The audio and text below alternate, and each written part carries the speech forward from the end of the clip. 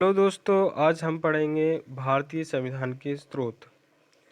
भारतीय संविधान के स्रोत से मतलब है कि भारतीय संविधान का कौन सा भाग कहाँ से लिया गया है। कई देशों से लिए गए हैं और वो क्वेश्चंस जो हैं हमारे एग्जाम्स में बनते हैं बहुत ज़्यादा। और भारतीय संविधान के स्रोत से कोई ना कोई एग्ज़ाम में 1-2 नंबर का क्वेश्चंस यहाँ से पूछा जाता है। अब जैसे मैंने जो टेबल बना रखी है, इसके अकॉर्डिंग आप याद करोगे तो बहुत जल्दी याद हो जाएंगे। हैं ट्रिक से हम याद कराने वाले हैं। और अगर ये आपने एक बार देख लिया, 2 बार देख लिया, तो आपको कोई नोट्स बनाने की ज़रूरत नहीं पड़ेगी, इसी से आप जो है याद कर लेंगे। चलिए दोस्तों, शुरू करते हैं। देखिए, हम सबसे पहले बात करते हैं भारत शासन अधिनियम। ये भारत शासन अधिनियम 1935 से क्या क्या लिया गया है। एक तो न्यायपालिका ली गई है, कैग लिया गया है यहाँ से, और यूपीएससी लिए गए हैं। ठीक है, क्या क्या लिया गया है? न्यायपालिका, कैग, यूपीएससी। वैसे देखा जाए तो हमारे भारतीय संविधान में 395 अनुच्छेद हैं। उनमें से लगभग 200 अनुच्छेद वैसे ही वहाँ से उठा लिए थे 1947 में, जब हमारा 1946 में जब हमारा संविधान बनना शुरू हुआ। ठीक है, अब 1935 से न्यायपालिका, कैग और यूपीएससी ली गई है। तो इन्हें याद ऐसे रख सकते हैं आप कि उस समय न्यायपालिका थी। कई सारे हमारे महान नेताओं को तब की न्यायपालिका ने क्या दिया था? सजाएं दी थी। तो न्यायपालिका हमारे पास पहले से थी, ब्रिटेन वाली। ठीक है, तो उसी में संशोधन करके हमने क्या उसको अपना लिया। ठीक है, तो भारत शासन अधिनियम 1935 से क्या लिया गई? न्यायपालिका, ऐसे याद रख सकते हैं। क्या क्या से ऐसे याद रख सकते हैं कि उस समय जैसे लगान मूवी है, तो लगान मूवी में जो कलेक्टर वगैरह होते थे वो बहुत भ्रष्टाचार करते थे, किसानों से ज़्यादा अनाज लेते थे। और फिर जब ब्रिटिश सरकार को भेजते थे, ब्रिटिश पार्लियामेंट को भेजते थे, तो वो उसमें घपला करते थे, उसमें करप्शन करते थे।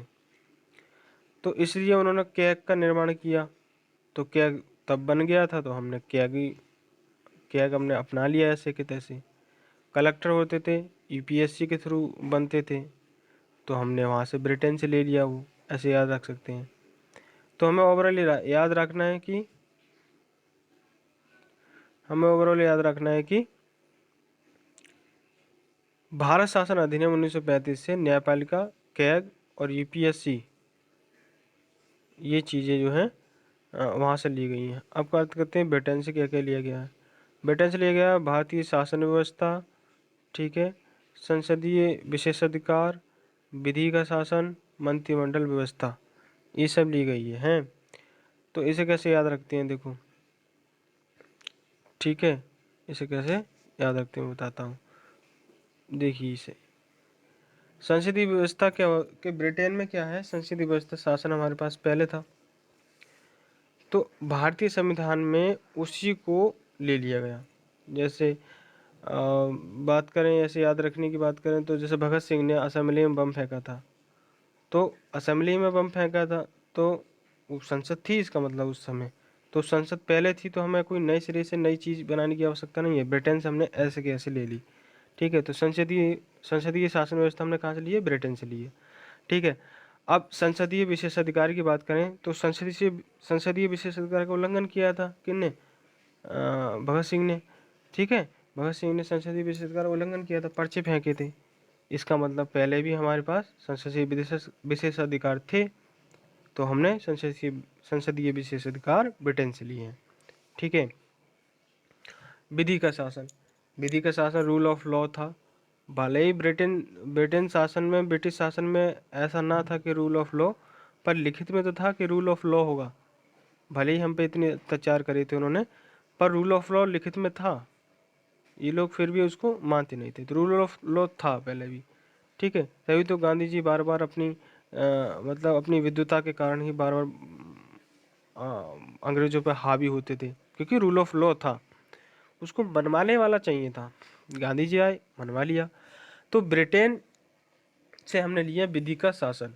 ठीक है, एक नागरिकता ली है। ब्रिटेन में भी एक नागरिकता होती है, हमारे यहाँ भी एक नागरिकता होती है, तो सबको पता ही होता है। ठीक है, अब जैसे ये एक चीज़ और रह गई, ये वाली कि मंत्रिमंडल व्यवस्था भी हमने वहाँ से ली है, ब्रिटेन से। हम जानते हैं 1942 में कैबिनेट मिशन आया था, तो कैबिनेट मिशन भी तब कब आता है, जब मंत्रिमंडल हो। तो ब्रिटेन का मंत्रिमंडल था, तो हमने वहाँ से ले लिया वो व्यवस्था। ठीक है, तो जो अच्छी अच्छी चीज़ थी ब्रिटेन में वो हम लेते गए, खराब चीज़ थी हम छोड़ते गए, और थोड़ा बहुत संशोधन की बात हुई तो संशोधन करके हमने अपना लिया। ठीक है, तो क्या हुआ, हमने ब्रिटेन से क्या कर लिया, संसदीय शासन व्यवस्था ली, संसदीय विशेषाधिकार लिया, ब्रिटेन से हमने विधि का शासन लिया, एकल नागरिकता ली और मंत्रिमंडल व्यवस्था ली। अब बात आती है यूएसए से। यूएसए से हमने क्या लिया, मूल अधिकार लिया हमने, न्यायिक प्रलोभन लिया, संविधान की सर्वोच्चता ली, निर्वाचित राष्ट्रपति लिया और महाभियोग लिया और प्रस्तावना ली। ठीक है, अब क्या करना है कि हमें याद रखने की व्यवस्था देखनी है कि कैसे याद रखें। देखिए, हम सब जानते हैं कि जो हमारा मूल अधिकार है वो यूएसए में, हमें ऐसा लगता है कि यूएसए में ज़्यादा फ्रीडम है। तो मूल अधिकार हमने कहाँ से लिए हैं, फिर यूएसए से। ठीक है, न्यायिक पुनरावलोकन मतलब जुडिशियल रिव्यू, तो जुडिशियल रिव्यू हमने कहाँ से लिया है, यूएसए से लिया है। ठीक है, जुडिशियल रिव्यू हमने यूएसए से लिया है। ठीक है, ऐसे याद रख सकते हैं कि यूएसए हमेशा हर एक देश को जज करता है कि यार आप ऐसे हो, आप ऐसे हो, वैसे हो। तो जुडिशियल रिव्यू हम ऐसे याद रख सकते हैं, यूएसए से लिया गया है। संविधान की सर्वोच्चता सुप्रीमेसी ऑफ कॉन्स्टिट्यूशन है, वो अमेरिका में भी है, वो हमारे भी यहाँ भी है। ठीक है, हमारे यहाँ निर्वाचित राष्ट्रपति है, हम जानते हैं अमेरिका में राष्ट्रपति निर्वाचित होता है, तो हमारे यहाँ भी निर्वाचन होता है। महाभियोग लगता है राष्ट्रपति पे, अमेरिका में लगता है, हमारे यहाँ भी लगता है। प्रस्तावना के बारे में एक बात बताऊँ मैं, प्रस्तावना ली तो गई है यूएसए से, पर ऑस्ट्रेलिया से इसकी भाषा ली गई है, भाषा ऑस्ट्रेलिया से ली गई है। यूएसए से क्या ली गई है, प्रस्तावना ली गई है। ठीक है, जैसे कि हम जानते हैं कि यूएसए अपने नागरिकों को बहुत सारी सुविधाएं देता है, सामाजिक, आर्थिक, राजनीतिक व्यवस्था करता है, कई सारी अभिव्यक्ति की स्वतंत्रता देता है, उपासना की स्वतंत्रता देता है। तो ये सब प्रस्तावना में आएगा, हम इसके बारे में बात कर चुके हैं, हमारी वीडियो देख सकते हैं। ठीक है, तो ये याद रखिए कि यूएसए ने इसे हमने क्या क्या लिया है। ठीक है, आगे बढ़ते हैं। हमने कनाडा से क्या लिया है, कनाडा से हमने लिया संघात्मक व्यवस्था, शक्तियों का विभाजन, अवशिष्ट शक्तियाँ केंद्र के पास होंगी, ये सारी 3 चीज़ें यहाँ से ली हैं। और मैं गारंटी के साथ कह सकता हूँ, अगर ये याद रह गया तो आपका एक क्वेश्चन गलत नहीं हो सकता, स्रोत के पॉलिटी से स्रोत से आया तो। ठीक है, तो हमारे यहाँ कनाडा में क्या है, संघात्मक शासन व्यवस्था है। ठीक है, वैसे ही हमारे यहाँ अपना ली गई। संघात्मक शासन व्यवस्था ऐसा है कि केंद्र और राज्य के बीच में क्या होंगे, संबंध जो है अच्छे संबंध होंगे, संघात्मक व्यवस्था रहेगी, दोनों मिलजुल कर रहेंगे। तो संघात्मक व्यवस्था ऐसे बनती है। ऐसे याद रख सकते हैं कि कनाडा में कोई भी धर्म का आदमी चला जाता है, किसी भी देश का आदमी चला जाता है, तो कनाडा क्या कर लेता है, एक संघ बना लेता है, उसको अपना लेता है। जैसे पंजाबी चले गए, तो पंजाबी कनाडा में बहुत सारे हो गए, तो उन्होंने परहेज नहीं किया कि पंजाबी दूसरे देश के हैं, उन्होंने एक संघ बना लिया। तो ऐसे याद रख सकते हैं, कनाडा से क्या लिया गया, संघात्मक व्यवस्था। ठीक है, अब शक्तियों का विभाजन, जैसे केंद्र और राज्य के बीच में हमारी शक्तियाँ हैं। ठीक है, तो शक्तियों का विभाजन कैसे करा है हमने, वो ध्यान रखना है। जैसे अनुसूची 7 में हमारी समवर्ती सूची है, हम अनुसूची 7 में जो सूचियाँ हैं हमारी, केंद्र, राज्य और समवर्ती सूची, उसके बारे में बात करी जा रही है कि शक्तियों का विभाजन केंद्र और राज्य के बीच में किस तरीके से होगा। ठीक है, ये ध्यान रखिए। और क्या है कि यहाँ पे अवशिष्ट शिक्षा केंद्र के पास होंगी, ये भी यहाँ से कनाडा की बात कही है। ठीक है, याद रखिए आप। ठीक है, अब बात करते हैं आयरलैंड की। ठीक है, आयरलैंड से लिए हमने राज्य के नीति निर्देशक तत्व और राज्यसभा में, राज्य के नीति निर्देशक तत्व और राज्यसभा में मनोनयन। ठीक है, राज्यसभा में क्या लिया, मनोनयन। राज्य के नीति निर्देशक तत्व वहाँ से लिए गए हैं, इसका मतलब ये है कि ऐसे याद रखो, जैसे नीति, जो नीति है वहाँ की, वो हमारे यहाँ थियोसॉफिकल सोसाइटी जो थी, यानी वो वहाँ पे स्थापना हुई थी। ठीक है, तो वहाँ की नीति हमारे यहाँ भी लागू हुई थी, तो इससे क्या होगा, राज्य की नीति निर्देशक तत्व। ठीक है, राज्यसभा में मनोनयन यहीं से होता है, आयरलैंड से। ठीक है, राज्यसभा मनोनयन भी आयरलैंड से हमारे यहाँ लिया गया है। ठीक है, आगे बढ़ते हैं। दक्षिण अफ्रीका से, हमारे यहाँ दक्षिण अफ्रीका से क्या लिया गया है? संविधान संशोधन। आर्टिकल 368 ये कहता है कि संविधान में संशोधन किया जा सकता है, किसी आर्टिकल में संविधान के संशोधन किया जा सकता है। तो हमारे यहाँ जो दक्षिण अफ्रीका है वहाँ से संविधान संशोधन लिया गया है। फ्रांस की बात करें, यहाँ से समानता, बंधुत्व, स्वतंत्रता और गणतंत्र यहाँ से लिया गया है।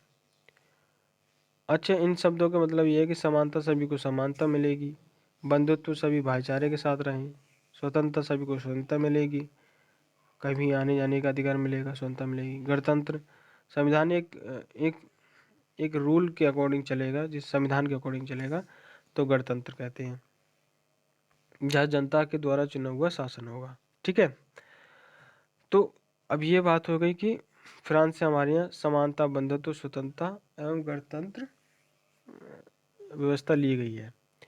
अच्छा, फ्रांस की क्रांति हुई थी ना, तो ये शब्द बहुत ज़्यादा प्रचलन में थे उस समय। ठीक है, तो क्या हुआ था कि भारतीय संविधान में इस चीज़ को शामिल कर लिया गया। ऑस्ट्रेलिया से क्या लिया गया देखते हैं। देखिए, ऑस्ट्रेलिया से लिया गया है समवर्ती सूची, प्रस्तावना की भाषा और संयुक्त अधिवेशन। आर्टिकल 1908 में जो है, आर्टिकल 1908 में संयुक्त अधिवेशन है, तो वो वहाँ से लिया गया था। ठीक है, अच्छा, समवर्ती सूची को याद कैसे रखें? जैसे ऑस्ट्रेलिया है, ठीक है, ऑस्ट्रेलिया क्या है? सबसे अलग है, फिर भी सबके साथ समता में रहता है, कभी भी लड़ाई नहीं होती उसकी, समता के साथ रहता है, तो समवर्ती सूची। ठीक है, वहाँ से ली गई ऑस्ट्रेलिया से भारत में। और प्रस्तावना की जो भाषा है, प्रस्तावना की भाषा हमारी वहाँ से ली गई है। मगर याद रखना, अमेरिका से क्या ली गई है? प्रस्तावना ली गई है, मगर प्रस्तावना की भाषा कहाँ से ली गई है? वो ली गई है ऑस्ट्रेलिया से। ठीक है, संयुक्त अधिवेशन की बात करें, तो संयुक्त अधिवेशन की बात करें तो ऑस्ट्रेलिया में, तो जो संयुक्त अधिवेशन है वो कहाँ से लिया गया? ऑस्ट्रेलिया से लिया गया है। तो हम जानते हैं कि कई सारे लोग, कई सारे देशों के साथ इसके संयुक्त अधिवेशन होते हैं। ठीक है, कई सारे वैश्विक मंच पर ऑस्ट्रेलिया देशों के साथ है। ठीक है, तो क्या हो, जैसे क्वाड में ऑस्ट्रेलिया है, ठीक है, G20 में ऑस्ट्रेलिया है। तो अलग थलग रहने के बावजूद ये भी क्या होता है? संयुक्त रूप से रहता है। तो संयुक्त अधिवेशन, ठीक है, संयुक्त अधिवेशन कहाँ से लिया गया? ऑस्ट्रेलिया से लिया गया। ठीक है, तो जर्मनी की बात करते हैं। जर्मनी हमारे हिटलर साहब हैं, तो हिटलर क्या करेंगे? हमारे मौलिक अधिकार छीनेंगे। मौलिक अधिकार छीनने की बात होती है जब आपातकाल होता है, तो मौलिक अधिकार छीन जाते हैं, तो ये जर्मनी से लिया गया है। तो याद रखना, हिटलर मौलिक अधिकार छीनते हैं क्योंकि वो जर्मनी से थे। ठीक है, अब जो हमारा अंतिम ये वाला है, एक चीज़ और, मौलिक कर्तव्य हमारे वो रूस से लिए गए हैं। मौलिक कर्तव्य कहाँ से लिए गए? रूस से लिए गए हैं। और ये 42वें संविधान संशोधन 1976 में जोड़ा गया था इनको। कब जोड़ा गया था?